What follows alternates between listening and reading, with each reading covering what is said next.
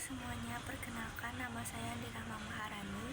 Di sini saya akan mempresentasikan tentang pengaruh penggunaan gadget terhadap kualitas tidur mahasiswa. Oke, yang pertama saya ingin menjelaskan apa sih itu gadget. Jadi gadget ini merupakan inovasi teknologi terbaru dengan kemampuan yang memiliki fungsi dan tujuan lebih praktis dan juga berguna. Gadget seperti handphone dan juga laptop telah menjadi bagian dari kebutuhan primer yang digunakan oleh mahasiswa seperti kegiatan belajar, hiburan, dan juga berkomunikasi. Namun meningkatnya intensitas dan durasi penggunaan gadget yang tidak terkontrol itu juga memiliki tantangan terbaru, salah satunya itu terhadap kualitas tidur. Selanjutnya pendahuluan. Jadi penelitian ini tuh ingin melihat apakah durasi pemakaian gadget ini berpengaruh sama kualitas tidur mahasiswa. Nah, tujuan itu agar mahasiswa lebih sadar pentingnya mengatur waktu bermain gadget agar tidur mereka tuh lebih berkualitas. Nah, teori yang dipakai itu sleep hygiene dari Hirschkowitz 2015 yang intinya menyarankan kebiasaan baik sebelum tidur termasuk membatasi gadget. Nah, dari survei awal, kebanyakan mahasiswa pakai gadget lebih dari 2 jam sebelum tidur. Umumnya itu untuk hiburan, dan akhirnya mereka tidur jadi tidak nyenyak.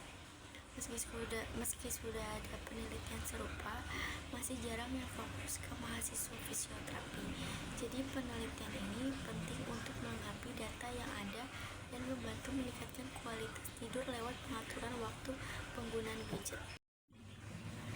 Selanjutnya, metode penelitian. Jadi penelitian ini menggunakan metode kuantitatif dengan desain survei untuk mengetahui pengaruh waktu penggunaan gadget terhadap kualitas tidur mahasiswa. Data dikumpulkan melalui kuesioner online yang mencakup durasi penggunaan gadget, rata-rata jam tidur, frekuensi penggunaan gadget sebelum tidur, serta kualitas tidur berdasarkan PSQI. Lalu prosedur pengumpulan data dilakukan dengan membagikan kuesioner, mengukur penggunaan gadget, dan menilai kualitas tidur. Analisis data ini menggunakan statistik deskriptif dan uji korelasi Pearson. Nah, penelitian ini diharapkan menemukan korelasi negatif antara durasi penggunaan gadget dan kualitas tidur, serta mengidentifikasi waktu penggunaan gadget yang paling berdampak. Lalu berikutnya hasil penelitian dan pembahasan. Yang pertama itu jenis aktivitas yang paling dominan penggunaan gadget itu media sosial sebanyak 70% dan bermain game itu 30%. Sedangkan untuk belajar atau nugas itu cuma 20%. Hal ini menunjukkan bahwa penggunaan gadget lebih banyak untuk hiburan dibandingkan untuk kebutuhan akademik.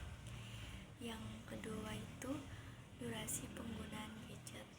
Sebanyak 60% responden menggunakan gadget lebih dari 2 jam sebelum tidur.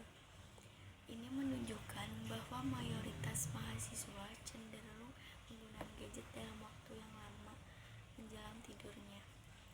Yang ketiga, gangguan dalam tidurnya. Sebanyak 50% responden jarang terbangun di malam hari. Namun 20% mengaku sering terbangun, yang bisa menjadi indikasi akibat paparan layar. Nah, yang terakhir itu kualitas tidurnya.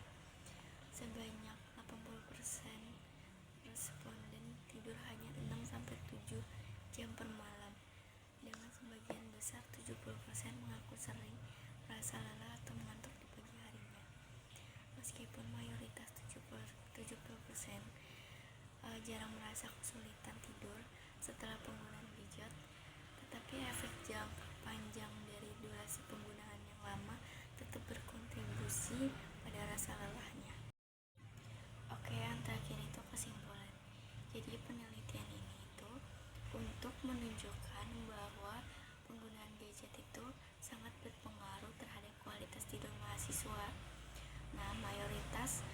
responden menggunakan gadget lebih dari 2 jam, terutama untuk hiburan, yang menyebabkan penurunan kualitas tidur seperti waktu tidur yang pendek dan rasa lelah di pagi harinya.